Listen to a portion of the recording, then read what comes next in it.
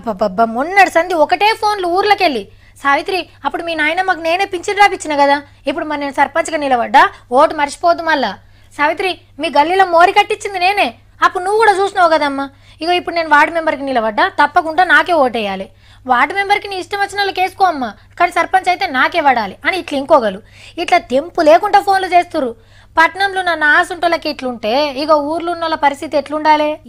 ఎక్కడిది దుమ్ము దుమ్ము పో ఏ ఊర్లో చూసినా సర్పంచ్ ఎన్నికల ప్రచారమే గల్లీలు తిరుగుడు గుర్తులు చూపించుడు ఓట్లు అడుగుడు జోరుగా నడుస్తుంది ఏ గుర్తొచ్చినోళ్ళు ఆ గుర్తు బొమ్మలు పట్టుకొని తిరుగుతుండ్రు ప్రచారంలా పార్టీల గుర్తులు లేవు గాని పార్టీ పేరు మీదనే ప్రచారం చేసుకుంటుర్రు చేతిల జెండాలవే మెడల కండువాలవే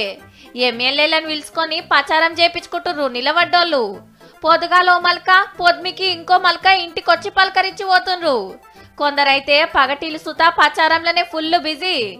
ఎవరు వార్డు మెంబర్లను వాళ్ళు ఎంటేసుకొని ఓట్ల వేటకు బయలుతుర్రు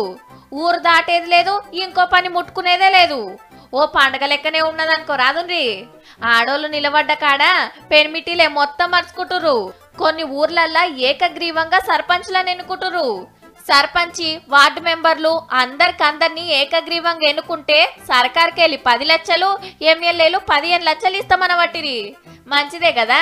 కానీ పోటీలున్న ఊర్లల్లా ఓటర్ దేవుళ్లకు పెద్ద పరీక్షనే ఉన్నది పోన్రి పొద్దున లేస్తే మొక్కలు చూసుకునేటోళ్ళైరి సర్పంచ్ ఊరోడేనాయే వార్డు మెంబర్లు మన గల్లీలోలేనాయే